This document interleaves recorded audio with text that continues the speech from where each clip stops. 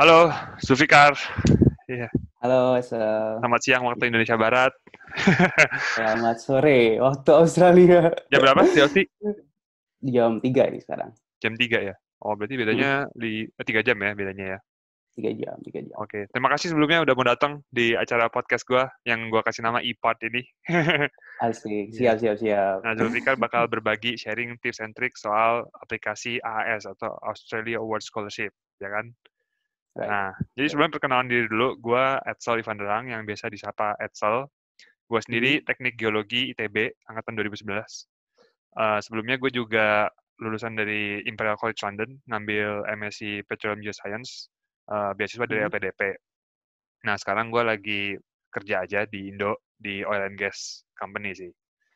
Nah, Mhm. sekarang gue juga pengen kenalan nih sama Zulfikar. Cuman kalau kenal nama narasumber, metodenya beda. Ah, gimana tuh, gimana? Nah, metodenya gini. Punten ya, gue bacain CV-nya dari Oke. LinkedIn. Oke. Oh, pantas Sebelum main langsung di-add nih. Iya, betul. Sebelum-sebelumnya juga sama narasumber lain selalu ngenalinnya kayak gini. Baik, Jadi baik, gue baik. bacain dari LinkedIn-nya. Ini update kan ya, kayak kalau gue lihat sih update sih. Tadi Update sih, update. ya gue udah lihat kemarin dari bawah. Okay, let me Mhm. introduce you first. So here it is, Zulfikar Iyaudin. Nah, Mhm. Zulfikar ini adalah medical doctor dan sekarang lagi mengambil Master of Public Health di University of Melbourne ya. Ya. Oke, masih berlangsung kan kuliahnya ya? Sekarang lagi masih di Australia kan? Ini udah semester 3 sih. Semester 3 ya. Mhm. Oke, berarti udah tahun terakhir dong ya? Iya, iya. Mhm. Hmm. Nah, Zulfikarnya sebelumnya adalah lulusan Universitas Gadjah Mada, mengambil Fakultas Kedokteran, angkatan 2011 juga, berarti sama kayak gua nih. Bener, satu angkatan. Iya. Terus ini gua lihat ada yang menarik nih. Kok ada ini dari apa ya? Medical University Oh, of ini di itu bawahnya nih. ini sih, itu pengalaman exchange sih. Jadi Oh, ini gue pernah ngambil exchange. elektif. Gue ambil elektif waktu di FK untuk Mhm. satu SKS gitu. Terus gue Mhm. ngambil di situ di Gdansk, Poland Oh, ini ceritanya. di Polandia. Heeh. Oh, oke. Pantesan tadi gua ngelihatnya ini kan cuma 1 tahun, terus ada di bawahnya exchange. Oh, gitu ternyata. Di Poland ya. Oke, nah terus sekarang, nah ini yang terbaru 2019 sampai 2021. Oh, berarti masih tahun depan ya lulusnya ya? 20 akhir sih, 20 akhir. 20 akhir ya? Mm-mm. Master of Public Health, University of Melbourne, dengan beasiswa Australia Award Scholarship. Mm-mm. Nah, oke. Nah, selama karirnya Zulfikar nih, pernah juga, ini praktek ya? Udah praktek ya? Menjadi medical doctor di RSAD Heeh. Wirabakti Mataram. Mhm. Itu kita dibilang internship sih kalau itu. Ini pas Kalau di internship? FK kan, kita ada internship Oh, oke. wajib kan, nah itu. Iya, betul. Mm-mm. Oh, ini di sini. Habis itu menjadi tutor di Padi Bimbingan Ukdi ini apa? Jadi kalau di FK kan kita ada ujian akhir nasional Mhm, itu kan, yang ujian kedokteran di tingkat akhir itu. Nah, mhm. gue ngambil di situ, gue part time sih sebenarnya di situ kayak jadi tutor gitu untuk nutorin anak-anak yang mau ujian UKDI. Oh, oke oke. Betul ya. Mm-mm. Oke deh. Habis itu dia juga seorang content writer di Halo Dokter. Ini pekerjaan freelance ya. Ya kalau Apa ini apa freelance nih? sih. Apa nih yang dikerjain sebagai content writer di sini? Menulis tentang hal-hal Eh, berbau kedokteran atau? Bener. Jadi karena Halo Dokter kan dia ada bagian artikel juga. Nah di artikel itu dia biasanya dia ngebuka untuk orang-orang sih kayak nanti diseleksi gitu. Nah kebetulan gue daftar dan dapet jadi content writer tapi freelance. Mhm. Dan itu kayak sebisa gue aja kalau gue lagi ada waktu buat nulis gue kirim. Tapi kalau lagi nggak slow ya udah gitu. Oh, oke. Mantap. Ya itulah tadi Zulfikar Iyaudin atau yang biasa disapa Zulfikar atau panggilnya siapa? Zulfikar atau Zul ya biasanya? Iya, saya panggil Zul sih. Zul. Oke. Nah, tadi kan kita udah tahu nih, Zul lagi sekolah di Melbourne pakai beasiswa dari Australia Award Scholarship. Ini kan beasiswa yang cukup bergengsi ya dan terkenal nih. Orang-orang yang mau kuliah ke Australia pasti juga pada tahu. Mhm. Nah, boleh cerita dikit nggak sih dulu pas daftar AAS ini gimana kisahnya? Sebenarnya gue daftarin itu benar-benar tadi kalau lu lihat di CV gue kan gue Hmm. lulus internship terus langsung sekolah kan jadi kayak emang gue bentar Hmm. banget kerjanya jadi gue kerja Hmm. beneran tuh bentar banget gue langsung kayak daftar AS gitu waktu internship. Hmm. Nah karena habis sumpah dokter, gue kan ada waktu menunggu lah jeda sebelum internship, itu gue kerja dulu di Pediatric Research Office nih, di FKUGM. Nah, di situ gue kenal sama orang yang dulu dia ambil PhD di Australia, dan dikenalin lah gue sama beasiswa ini. Karena gue kepikiran, aduh gimana ya, abis ini ngapain ya, kayak gue sekolah lagi dulu aja deh, karena gue pengen di bagian penelitian juga, jadi gue mau ambil MPH ini gitu. Jadi selama gue internship, sambil gue aplikasi tuh, ngisi aplikasinya untuk AAS, dan alhamdulillah keterima, jadi setelah kelar internship, langsung ke AAS-nya gitu. Oh, langsung gitu. Mulai sekolah studi. Berarti beasiswa AAS ini nggak perlu job experience dulu ya? Working experience dulu ya sebagai salah satu syarat? Nah, dia nggak ada sih. Dia benar-benar, kalau dia bilang sih nggak ada, tapi memang nanti akan ditanyakan juga di waktu kita, kan nanti ada interviewnya juga. Bakal ditanyain juga, kayak udah pernah ngapain aja, terus ngapain, mau sekolah tuh mau ngapain gitu. Oh gitu. Soalnya kan di salah satu lembaga beasiswa negara lain juga ada beberapa yang mensyaratkan working experience kan. Ya. Ada jam-jamnya juga gitu. Kalau AS ini nggak ada ya berarti ya? Nah, dia nggak se-strict itu yang pakai jam-jam. Ini menarik nih. Berarti gue pengen tahu lebih lanjut. Kalau gitu persyaratan untuk mendaftar beasiswa AS ini apa aja sih kalau boleh tahu? Jadi maksudnya persyaratan dokumen atau eligibility, atau misalnya ada umur, IPK, kayak gitu-gitu misalnya. Wah, ini kalau detail banget gue juga agak-agak lupa ya. Tapi saya ingat gue, yang dibutuhin untuk dokumennya itu general banget. Kayak identitas, kemudian paspor, kayak gitu. Kemudian dia pasti butuh juga kayak sertifikat, terus transkrip, nilai kita, sama ada ini bukti tes, kayak tes bahasa Inggris. Nah, enaknya di AAS itu dia terserah. Kalau lu daftar pakai TOEFL boleh, IELTS boleh, dan nggak terlalu tinggi. Yang paling gue ingat ini sih, karena dia nggak terlalu tinggi. Jadi nah, kalau untuk IELTS, kalau untuk master, dia itu cuma, kalau nggak salah 5,5. Oh ya? Kalau untuk PhD 6. Nah, makanya enak kan, karena dia tuh dikit. Makanya gue ingat banget nih, kayak gitu. Oke. Itu juga termasuk ini, ketika mendaftar university-nya juga requirement sekitar segitu, atau enggak, lebih tinggi?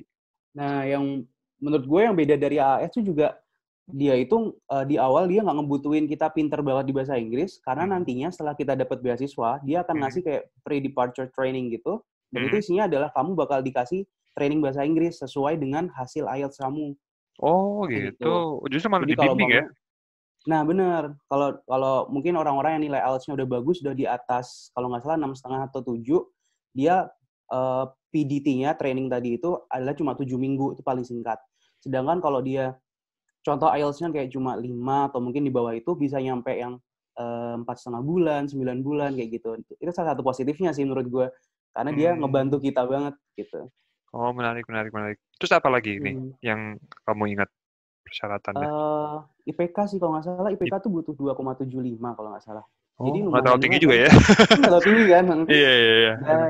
Kalau untuk masalah rentang usia juga kalau nggak salah dia nggak ada rentang usia yang, jadi terserah mau usia masih udah 35, 40 mau daftar master masih nggak apa-apa. Jadi kayak bener-bener dia inklusif gitu loh, kayak terserah. Ada preferensi nggak untuk orang-orang yang misalnya mau mengambil ke universitas tertentu, atau harus orang-orang yang mau mengambil bidang-bidang studi tertentu gitu? Ada. Jadi nanti bisa dibuka di websitenya. Dia tuh ada kayak 3 major studi yang dia prioritaskan, kayak pembangunan, kemudian ekonomi kayak gitu, dan ada human development juga. Gue ambil kesehatan, ini masuk ke human development kayak gitu. Jadi gue tahu nih kalau di kalau di pemberi beasiswa sebelah ada dia punya kayak list university nih yang boleh dimasukin untuk dapetin beasiswa ini. AS juga ada nggak? Kan universitas di Australia banyak tuh. Nah, salah satu yang beda juga sih menurut gue. Jadi kalau biasanya kan kita kalau mau daftar beasiswa, kita udah punya LOE kan. Kita daftar sendiri kayak gitu. Nah, tapi kalau untuk AS, yang pertama adalah kita dapat beasiswanya dulu. Setelah kita dapat beasiswa, mereka akan bantuin kita buat daftar ke universitasnya di Australia. Tadi di bagian yang... Berarti LOE itu bukan salah satu syarat dokumen yang harus disubmit ya ketika Nah, bukan. Benar. Waktu gue daftar dulu, gue juga belum daftar apa-apa. Gue benar-benar nol nih, kayak gue daftar beasiswa dulu. Nah, nanti tadi kan gue bilang ada pre-departure training-nya tadi kan. Iya. Itu di situ akan ada kayak university fair khusus untuk anak-anak yang dapat beasiswa ini. Jadi kita dikenalin, oh universitasnya ada ini, terserah mau daftar apa aja kayak gitu. Jadi enaknya di situ sih. Enaknya Nilai situ. plus juga menurut gue.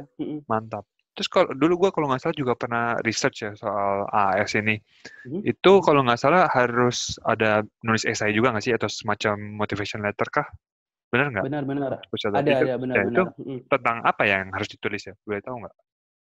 Itu nanti akan ada 4 pertanyaan.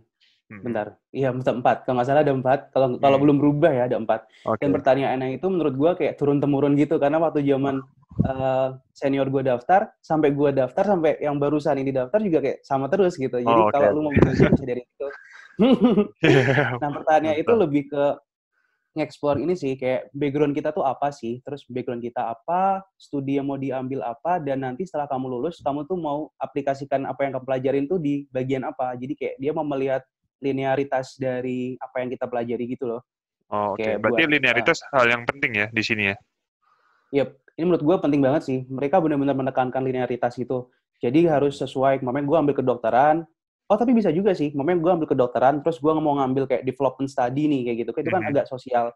Asal gue bisa menjustifikasi itu di esai gue dengan baik, dan waktu seleksi interview juga dengan baik, kayaknya masih bisa kayak gitu. Karena beberapa teman gue juga ada yang kayak gitu. Oh, oke. Menarik nih. Ada tips nggak sih untuk menulis esai yang baik dan menjawab 4 pertanyaan itu? Soalnya kan kayaknya ini salah satu bagian yang krusial kan dari aplikasi ini kan? Bener banget. Iya. Mungkin sebelum gue jelasin tips sama ini juga ya, karena dia itu salah satu, bener tadi emang ini krusial banget kata Rizal. Karena biasanya tiap tahun itu kayak aplikannya itu ada sampai 5.000, terus di bagian administrasi ini ada essay juga. Dia cuma ngambil sekitar 500 orang doang, jadi benar-benar kayak 10% dari sini kayak gitu. Itu benar-benar krusial sih. Setelah itu baru diambil kayak 250 buat masuk ke dapat beasiswanya. Oh, okay. Terus kalau ketat sekali ya. Ketat sih lumayan gitu. Kalau tips dan trik menurut gua, pertama dia emang esainya itu dia benar-benar strict, kayak cuma 1 soal 2.000 karakter. Karakter nih, bukan kata, bahkan udah kayak SMS aja. Iya. Terus 2.000 karakter ya. Dan menurut gua salah satu yang penting adalah kita harus mengenali diri kita sendiri dulu, karena kita harus menonjolkan mana aja yang penting buat ditulis, dan karena keterbatasan karakter tadi, kita harus pilih nih, yang penting adalah ini, dan ini menunjukkan linearitas dengan apa yang pengen gue pelajari, kayak gitu. Terus yang kedua, menurut gue jangan lupa buat minta kayak proofreading sama kayak konten kayak edit buat kontennya gitu loh, pada aplikan yang udah pernah lolos atau mungkin ke penerima beasiswa lainnya. Karena menurut gue itu penting banget. Waktu gue daftar dulu kayak gue bener-bener dapat insight banyak dari teman-teman gue yang udah dapat beasiswa duluan. Padahal beasiswa sebelah sih, bukan beasiswa AS kayak gitu. Tapi ini gue terbantu banget kayak, ini ternyata yang menurut gue penting ternyata tuh nggak penting gitu bagi mereka. Jadi gue akan edit lagi di situ gitu. Apalagi ya, kayak 2 itu yang paling penting deh menurut gue. 2 itu ya. Oke. Terus kalau misalnya udah diumumin tadi kan ada 500 orang nih yang lolos seleksi administrasi. Setelah itu ada seleksi apa lagi? Setelah itu kita bakal ada seleksi interview. Interviewnya itu nanti juga dibarengi dengan tes IELTS. Nah, tes IELTS ini gratis nih, dibantu sama dari AAS-nya. Tapi IELTS-nya itu sebenarnya bukan sebagai syarat kita untuk nanti lolos atau enggak. Dia lebih ke kayak placement kita nanti di trainingnya. Jadi yang lebih penting adalah si wawancaranya tadi. Kalau wawancaranya apa aja itu yang ditanyain ketika wawancara? Nah, ya, untuk wawancaranya sendiri sih nanti bakal ada 2 panelis nih. Yang pertama dia dari biasanya sih dari alumni gitu, alumni AS yang dia jadi dosen atau mungkin peneliti di sini. Satu lagi dari luar negeri, didatangkan langsung dari univ di sana untuk jadi panelisnya. Terus dia bakal benar-benar explore di bagian apa yang kita tulis sih. Dan mereka tuh nggak menanyakan hal-hal yang kayak superficial lagi, tapi benar-benar yang detail dari apa yang kita tulis. Jadi misal, bapaknya gue nulis di CV nih, gue pernah menang juara esai gitu. Nah, mereka tuh tahu gitu, mereka nggak buka-buka lagi, tapi kayak, kamu udah pernah juara esai ya? Kamu nulis apa yang menang kayak gitu-gitu. Jadi kayak, wow, bagus sih. Kan kalau yang gue denger kayak beasiswa sebelah kadang-kadang ada yang kayak ngomongin hal lain yang kayak privasi gitu-gitu ya. Kalau di sini profesional sih menurut gue, karena mereka bener-bener yang kayak nanyanya sekitaran itu, dan mereka menenangkan kita juga sih, nggak intimidasi gitu, kayak ini hanya wawancara biasa kok, kita hanya ingin tahu kamu tuh menulis apa gitu-gitu. Gitu. Jadi Ada benar-benar ditanyain ketanam. soal esai yang lo tulis juga nggak sebelumnya? Oh jelas itu Iya, benar-benar itu dieksplor kayak lagi ya? dieksplor, dibabat habis sih, kayak benar-benar kayak, oh kamu emang, oh dulu kamu pernah ini ya kerja di penelitian ya, emang itu sudah cukup untuk menjadi bekal kamu ambil studi ini kayak gitu-gitu, jadi kayak wah Iya.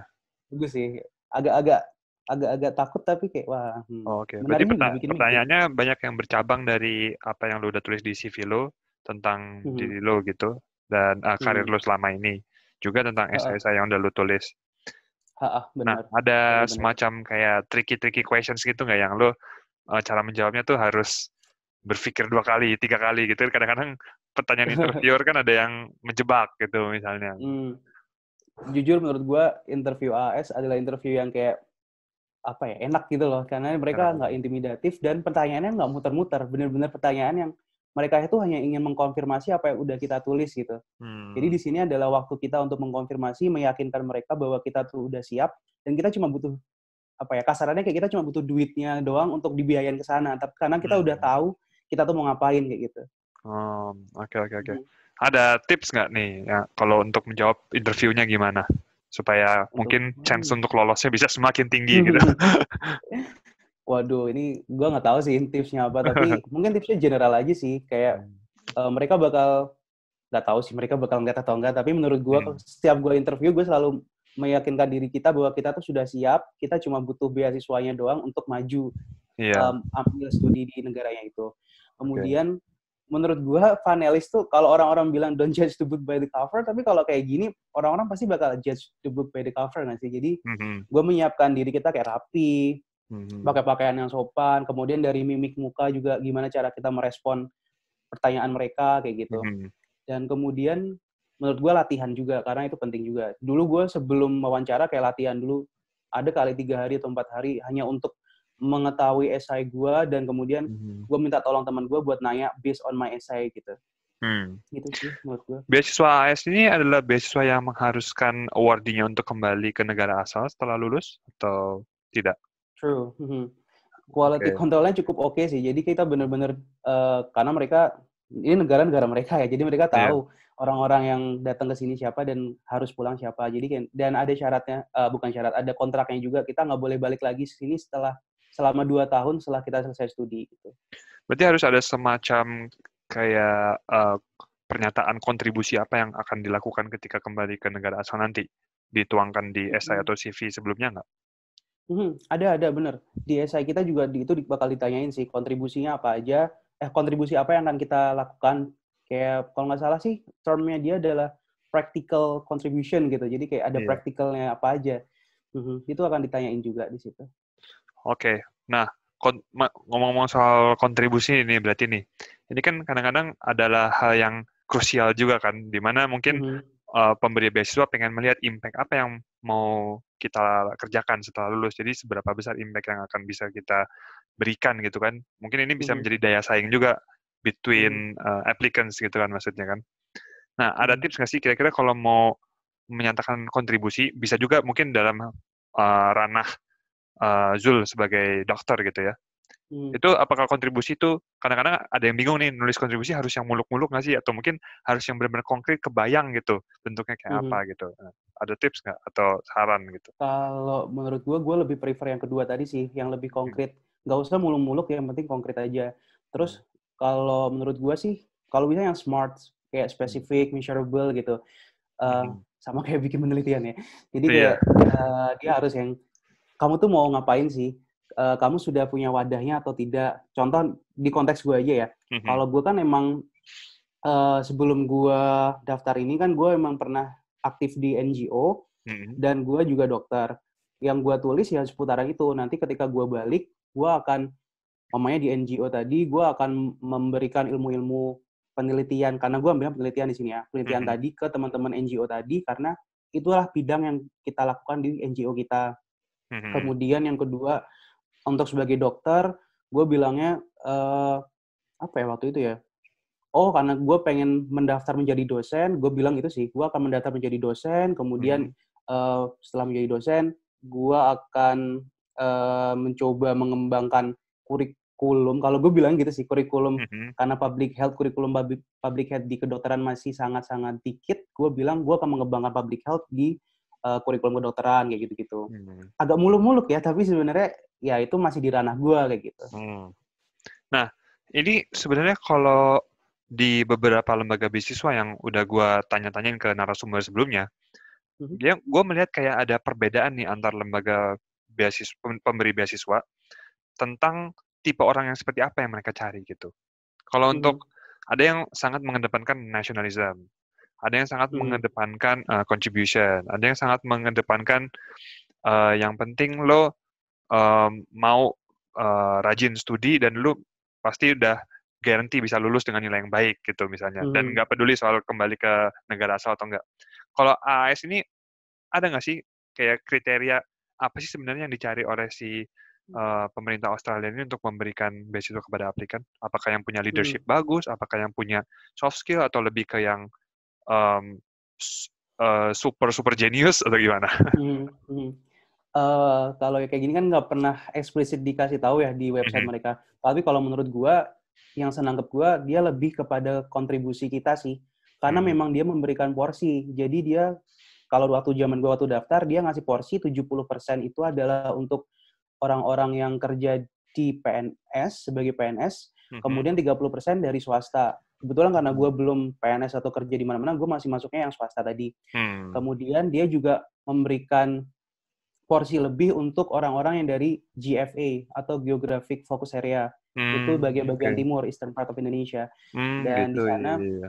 karena mereka pengen benar-benar mengembangkan yang orang-orang yang dari sana sih gitu. Jadi emang dia punya porsi bagian sana untuk pertama kontribusi di bagian publik, sama yang kedua dari orang-orang dari timur. Gitu. Itu highly prioritized people-nya ya maksudnya ya? Oke, orang-orang yang dari sana. Oke. Mantap sekali, luar biasa informasinya. Nah, kalau misalnya prosesnya nih, berarti prosesnya berapa lama sih dari awal mendaftar sampai akhirnya diterima gitu officially? Mereka buka pendaftaran itu Februari biasanya nih tiap tahun. Februari, tutup di bulan April. Itu untuk administrasi dan esai tadi di awal. Tapi karena di tahun ini ada corona, dia buka sampai bulan Juni. Jadi dari Februari sampai Juni, di extend, benar. Nah, terus kalau dari konteks gue aja ya, setelah April nanti kita akan dikasih pengumuman siapa yang lolos administrasi dan esai itu di bulan Juni. Kemudian kita diberi jadwal untuk wawancara di bulan Juli, dan di Agustus sudah ada siapa aja yang keterima. Nanti di bulan September udah mulai training, dan di bulan Januari tahun berikutnya udah berangkat. Gitu. Oh gitu. Tapi itu berarti maksimal untuk berangkat intake kampusnya itu Januari tahun depan ya? Apakah sebenarnya boleh beda-beda waktu keberangkatannya untuk antar teman seangkatan gitu? Kalau sebenarnya ini tergantung kepada placement test kita yang bagian bahasa Inggris tadi. Jadi kalau kita dapat trainingnya 7 minggu sama 9 minggu, biasanya orang-orang yang masuk di 2 training itu akan berangkat di bulan Januari, di semester 1. Kalau untuk yang lebih dari itu, mereka akan berangkat di tengah tahun di bulan Juni berarti. Oke. Kalau aplikasi ke kampusnya sendiri lebih sulit atau lebih gampang dari aplikasi AS ya? Jujur menurut gue gampang banget sih. Karena kita nggak ngapa-ngapain, bener-bener dibantuin. Jujur dibantuin banget. Cuma dokumen aja kah atau ada interview juga? Dokumen aja. Tapi tergantung juga sih dari course yang diambil. Kayak beberapa teman gue karena mereka ada yang ngambil mereka master by coursework juga sih. Tapi karena bagian research-nya gede banget, mereka harus ada interviewnya juga gitu. Oke. Terus kalau boleh tanya nggak nih, kalau komponen pembiayaannya sendiri, komponen yang didapat sendiri nih dari beasiswa AS ini apa aja sih yang ditunjang oleh AS? Ya. Menurut gue cukup generous sih untuk Australia ini. Kalau sama-sama dibanding dengan student lain yang pakai beasiswa lain, yang di Australia kayak kita lebih gede nih. Pertama kita ada establishment allowance. Jadi pertama kali datang kita dikasih $5,000 untuk settle gitu, cari akomodasi, makan, cari transportasi dan lain sebagainya. Setelah itu kita bakal dapat beasiswa per 2 minggu, itu kurang lebih 1.150 per 2 minggu. Per 2 minggu ya, bukan per bulan ya? Bukan per bulan, kita per 2 minggu. Terus setelah itu kita juga dapat kayak reunion airfare, itu khusus untuk yang course-nya ambil 2 tahun sih. Jadi nanti di tengah tahun kita bisa pulang ke Indonesia dibiayain sama mereka. Oh, that's nice, that's nice. Yeah. Nice. Biasanya kan cuma di awal keberangkatan sama di akhir kepulangan nih. Sekarang di tengah tahun ada juga ya? True, benar. Jadi mereka ngasih itu juga. Iya. Terus tambahan lain mungkin kayak tadi sih kayak aplikasi visa, kemudian aplikasi LOE, semua dibayarin. Jadi kita benar-benar nggak keluar biaya apa-apa. Oke. Kalau beasiswa riset? Beasiswa riset, waduh, gue kurang tahu nih. Sorry, bukan beasiswa riset, sorry, maksud gue biaya riset.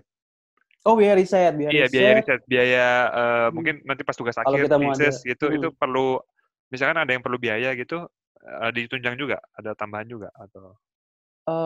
Gue kurang tahu sih kalau bagian itu. Tapi kalau setahu gue nanti ditunjang, tapi ya harus apply gitu. Kayak kita ngajuin proposalnya gitu. Kalau lu sendiri, kan lu berarti sekarang udah tingkat akhir ya? Itu lagi ngerjain tesis sekarang? Gue lagi ngerjain tesis. Nah, lu sendiri butuh tambahan dana nggak? Enggak kalau gue, karena gue secondary data analysis sih, jadi nggak butuh untuk ke lapangan gitu. Nggak ada yang butuh nge-lab gitu atau? Enggak. Sayangnya gue nggak ada. Oke. Terus kalau gue mau tanya nih, kalau kuliahnya di Australia sendiri nih, tentang kehidupan lu kuliah di Australia, itu gimana sih sistem kuliahnya, apa yang lu rasakan berbeda dari di Indo gitu?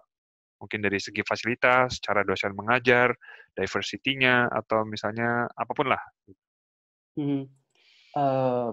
Tentu beda sih ya kalau dibanding sama waktu di Indo. Karena di sini enaknya adalah apa ya? Gue kurang tahu sih kalau di fakultas lain gimana. Tapi waktu di FK itu karena kita orangnya banyak, jadi kayak subjek koordinatornya nggak terlalu tahu kita siapa, kayak pribadi-pribadinya itu siapa aja gitu yang ada di kelas itu. Tapi kalau di sini kayak subjek koordinatornya tuh cukup tahu gitu. Mereka cukup merangkul mahasiswanya.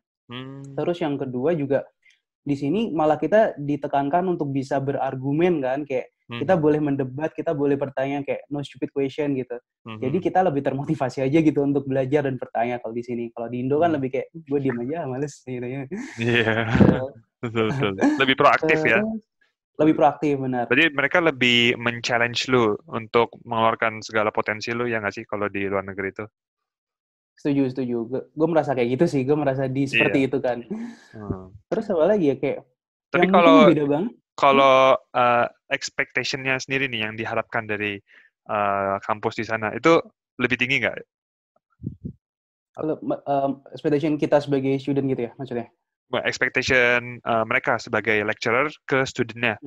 Misalnya dalam hal exam misalkan. Atau dalam hal tugas, project gitu segala macam. Mereka expect you higher nggak?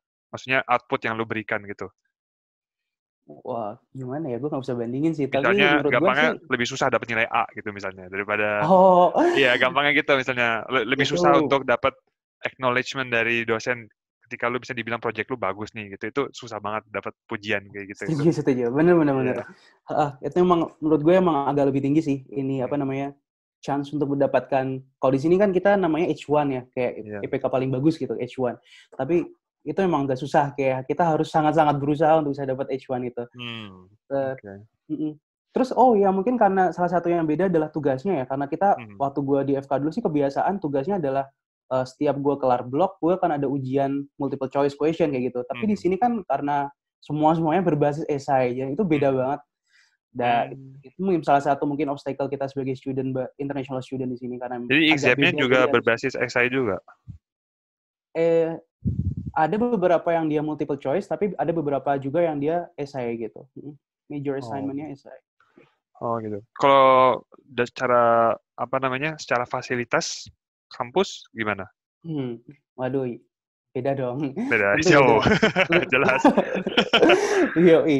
Itu mau bilang jujur ya beda karena lebih apa ya, kayak dari sistem perpustakaannya, kemudian learning management sistemnya juga, portal akademiknya juga itu lebih menunjang kita untuk belajar mandirinya lebih enak sih di sini gitu. Kalau di Indonesia kita juga disuruh independent learning tapi kok fasilitasnya kurang gitu. Ya mungkin sekarang sudah cukup ya, saya kurang tahu juga sekarang bagaimana. Kalau Master of Public Health tuh bisa internship juga nggak di rumah sakit sana mungkin atau di mana gitu? Bisa kalau di sini. Jadi kita nanti di bagian akhir kan ada namanya capstone ya, capstone subject. Kalau gue kebetulan ngambilnya tesis. Tapi ada juga pilihan untuk bisa ngambil internship, itu nanti kita bisa ditempatkannya di banyak tempat sih, kayak bisa di departemen kesehatannya, bisa di kayak NGO-nya gitu. Karena mereka pengennya yang praktikal biasanya. Oke. Sekarang kalau ngomongin soal dukanya nih, duka. Tadi kan kayaknya kita udah ngomongin banyak soal wah-wahnya nih di Australia kayak gimana sih. Kalau misalnya suka dukanya sebagai mahasiswa sendiri di sana, ada nggak? Boleh di-share nggak? Misalkan biaya hidup mahal, atau misalnya tadi kayak misalnya dosennya untuk dapat nilai A susah banget, misalkan kayak kita tadi udah dijelasin kan gitu. Yang lain-lainnya ada nggak misalnya suka duka? Suka duka sih sebenarnya, lebih ke suka duka, bukan cuma duka doang. Sukanya sih banyak ya kalau sukanya, mungkin duka dulu aja tadi ya. Kalau dukanya, walaupun tadi gue bilang sebenarnya stipendnya cukup banyak, tapi sebenarnya itu bukan banyak yang kita bisa hedon gitu, itu namanya mencukupi aja gitu. Mencukupi aja. Ya kalau kita mau kayak makan di luar terus ya kita harus bekerja kayak gitu, harus tambahan bekerja. Tapi kalau mau kayak bisa masak gitu-gitu, itu mencukupi banget. Kemudian mungkin kalau sukanya di sini tuh banyak banget orang Indonesia sih menurut gue. Kalau gue di Melbourne nih sekarang, di sini komunitas Indonesia banyak banget dan benar-benar solid juga. Jadi akan kebantu gitu, nggak terlalu yang kita bakal kangen rumah banget karena di sini banyak orang Indonesia yang gitu. PPI-nya jalan ya? PPI-nya jalan, dan karena banyak orang yang kesini untuk kerja sih sebagai permanent resident gitu. Oh, jadi gitu. Banyak diaspora di sana. Nah, banyak diasporanya juga di sini. Oh, jadi masih kerasa homey ya gitu. Jadi nggak sering homesick gitu mungkin ya. Benar. Kalau kadang ada kok kayak yang jual pastel, jual pempek gitu, banyak. Iya. Jadi kayak pempek juga bisa ada. Ada. Jadi aman lah kalau mau kuliah di Australia itu cukup aman karena banyak diasporanya di sini. Oh, oke. Itu maksudnya khusus spesifik di Melbourne atau di berbagai kota juga banyak? Setahu gue yang banyak tuh di Melbourne, di Sydney, Adelaide itu banyak. Asal kota gede banyak kok, cukup banyak orang Indonesianya. Oh, oke. Nah, kalau sistem kuliah di sana tuh bentuknya gimana sih? Kalau boleh cerita in general sehari-hari? Di sini gue lebih banyak independent learning-nya. Jadi kalau umpamanya 1 minggu nih, dalam 1 minggu gue kuliah tatap muka, walaupun dengan 4 subjek ya, kuliah tatap muka tuh cuma kayak mungkin 4 jam gitu, 4 jam atau 6 jam. Sisanya adalah independent learning. Terus selain kuliah, akan ada tutorial juga, kayak kita bahas kasus gitu, tapi itu cuma kayak sejam 2 jam aja. Terus mungkin ada kayak untuk yang, karena gue ada komputer praktikalnya juga, jadi ada juga tambahannya sejam gitu-gitu biasanya. Lu nih master by thought atau master by research? Master by coursework. Master by coursework ya. Kalau diversity-nya sendiri nih, Zul, di kampus atau di kelas lu deh, itu gimana tingkat diversity-nya? Tinggi atau perbandingan antara lokal dan international students-nya gimana? Tinggi sih, tinggi banget. Tinggi banget ya? Menurut gua bisa nyampe kayak 50-50 sih. Dan bagus, AAS sendiri, dari scholarship ini sendiri, dia tuh nggak cuma khusus Indonesia kan. Jadi dia ada juga teman-teman yang dari Afrika, teman-teman yang dari South Asia, kayak gitu. Jadi ada eligibility by countries-nya ya? Tiap country dia punya ini sendiri, syarat-syarat sendiri. Oh, nggak, maksudnya dia ada kayak sasaran untuk negara-negara tertentu nih yang bisa dapat AAS ini ya? Oh, benar-benar. Oke. Nah, itu berarti terbentuk diversity-nya dari situ ya, kebanyakan. Enak sih di sini, banyak temennya. Oke. Kalau biaya hidup di Australia sendiri gimana sih? Tinggi banget nggak? Crazy. Bisa aja. Ini mungkin karena gue di Melbourne kali ya. Salah satu, Melbourne tuh terkenal mahal gitu loh. Melbourne, Sydney terkenal mahal. Tapi kalau kota-kota lain mungkin cukup murah. Kalau di sini yang paling makan biaya maksudnya itu adalah akomodasi. Kayak dia bisa ngabisin setengah beasiswa gue sendiri gitu. Sisanya baru dipakai buat yang lain. Tapi kalau untuk yang kayak groceries gitu-gitu, cukup murah sih sebenarnya hitungannya. Kalau ikut kegiatan di luar kampus, sempat nggak untuk di sana? Sempat, masih sempat. Di sini kita masih bisa kayak volunteer gitu, masih bisa. Kemudian masih kayak join komunitas Indonesia tadi masih bisa. Masih ada waktu kok. Participate in organizational activity gitu, bisa juga? Bisa. Yang klub, university club gitu-gitu juga bisa. Bisa juga ya, masih ada waktu ya. Oke. Rata-rata apa semua kuliah di sana 2 tahun masanya? Atau ada yang beda? Beda. Ada yang setahun, ada yang 1,5 juga. Paling lama 2 tahun beragam juga sih. Ya? Beragam. kan tadi AS-nya harus balik ya setelah lulus. Tapi boleh nggak sih misalkan lu setelah lulus, lu bilang ke AS-nya dulu, misal lu kayak mau internship dulu untuk nambah pengalaman tentang prakteknya di dunia kerja tuh gimana gitu untuk jurusan lo. Atau misalnya lu ada perpanjangan research lah misalnya. Intinya lu nggak langsung balik, kayak lu mau ada internship atau praktek nerapin gitu, ilmu dulu, tambahan dulu, itu boleh nggak? Atau udah benar-benar harus saklek graduation, lu pulang gitu? Enggak sih, kalau saklek enggak, tapi nggak ada aturan bakunya, kayak harus case by case gitu. Ya. Kayak ada temen gue yang dia langsung lanjut PhD gitu, tapi dengan beasiswa lain, jadi mau nggak mau kan harus stay itu, nggak bisa pulang. Dia bisa nego untuk nanti dong pulangnya gitu, bisa. Kayak ini kebetulan kan istri gue juga AS juga, tapi karena dia 1,5 tahun, jadi setengah tahunnya kan harus di sini menemani gue, jadi lanjut itu juga bisa gitu. Case by case sih. Ini lu, istri lu jadi satu angkatan sama lu AS-nya? Satu angkatan, bener, satu angkatan. Oh, jadi apply bareng, keterima bareng? Apply bareng, keterima bareng. Wow, luar biasa sekali. Beruntung sih, lebih ke beruntung aja. Luar biasa, ini pengalaman yang cukup menarik ya. Tapi kalau misalnya nih, untuk orang yang dapat AS, tapi misalnya istrinya itu nggak join AS, which is cuma jadi dependent aja, itu bisa nggak sih ikutan pergi ke sana? Bisa. Mereka tetap bisa dibantu ke sini, tapi nanti untuk kayak nggak ada tunjangan tambahan gitu loh untuk membawa dependent. Visanya? Biasanya orang-orang yang visanya dibantu sih, nanti dibantu sama AS kalau itu. Oh, ditanggung juga visanya berarti? Ditanggung. Cuma untuk transportnya ke sini bayar sendiri. Bayar sendiri. Jadi hanya visa aja yang di cover ya? Oh, biasanya, ada tambahan juga nih untuk Australia Award. Biasanya untuk biaya kayak child care gitu-gitu, dia bakal disubsidi. Kalau untuk kayak beasiswa lain atau mungkin mahasiswa lain, dia nggak kena subsidi sih. Jadi terbantu juga dari situ. Nanti mamanya istrinya mau kerja, anaknya ditipin child care, jadinya bisa. Oh, berarti istri juga boleh kerja ya ketika menjadi dependent di sana? Boleh, karena dia hitungannya student visa juga. Student visa itu dia boleh kerja 20 jam per minggu. Oh, boleh 20 jam per minggu. Lu kerja juga? Gua kerja tapi lebih ke kayak freelance gitu loh. Kayak ini freelance tapi freelance-nya kitchen hand. Mohon maaf nih, bukan freelance yang nggak berkaitan sama iya, studi lo. Oke. Freelance yang kitchen hand gitu. Jadi kalau ada event biasanya gue berbantu. Tapi menarik ya, bisa nambah-nambah uang saku gitu. Bener. Oke. Boleh sharing sedikit nggak in general gimana sih pengalamannya nih sekolah plus kerja plus ngurus keluarga? Wah, itu menarik banget kayaknya buat dibahas. Perasaannya gimana sih? Gimana manage waktunya tuh? Ini kan hal yang sangat ini nih, luar biasa nih menurut gua nih. Nggak semua orang mengalami gitu kan. Iya sih, tapi jangan berespektasi yang gue sibuk banget, kayak sebenarnya gue biasa aja kok. Oh gitu. Gue kayak ngebayang, gila ini udah hektik banget nih kayaknya, ngurus bayi, kerja juga, ngurusin tesis juga, waduh. Kebetulan kan waktu istri gue melahirkan, waktu kita punya bayi, itu waktu zaman corona ini, jadi kita semua online dan kita jadi di rumah kan. Oh jadi gitu. Cukup alhamdulillah sih. Iya, jadi kayak plusnya di situ ya sebenarnya. Plusnya di situ, kita bisa jadi kayak take care bareng-bareng gitu. Karena kebetulan istri gue juga lagi tesis, jadi kita sama-sama stres bersama gitu sekarang. Iya.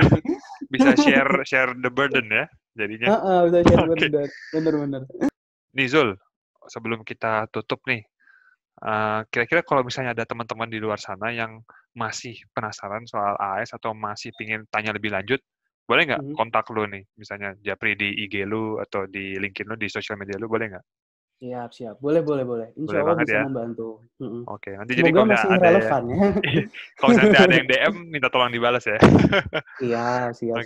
Boleh, jadi guys, buat teman-teman yang masih pengen tanya-tanya soal beasiswa Australia World Scholarship, atau tentang apapun soal studi ke Australia, bisa tanya Zulfikar di IG atau LinkedIn-nya di bawah ini.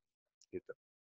Terus terakhir, sebelum kita closing nih Zul, terakhir banget, ada nggak dari lo tips and trick in general mungkin, atau pesan-pesan lo untuk teman-teman di luar sana yang punya cita-cita yang sama untuk kuliah ke Australia seperti lo dengan beasiswa AS gitu. Sekalian nih bisa jadi closing statement lo lah. Oke. Kalau menurut gue mungkin AS terlihat kayak ketat banget ya seleksinya, tapi sebenarnya itu masih kayak manageable sih. Dan menurut gue yang penting adalah kalau kita kalau kita niat untuk apply sesuatu, ini nggak cuma AS aja ya, mungkin beasiswa lain, kita harus benar-benar mengetahui banget gitu syarat-syaratnya itu apa aja, kemudian yang dibutuhkan apa aja. Karena kita jadi bisa memberikan yang terbaik di persyaratan itu. Jadi ini sebenarnya nggak apply untuk AAS aja, tapi yang lain juga sih. Kayak give your best at everything gitu. Itu aja deh. Oke, terima kasih banyak Zulfikar. Sekali lagi udah berkenan hadir di Education Podcast YouTube gua.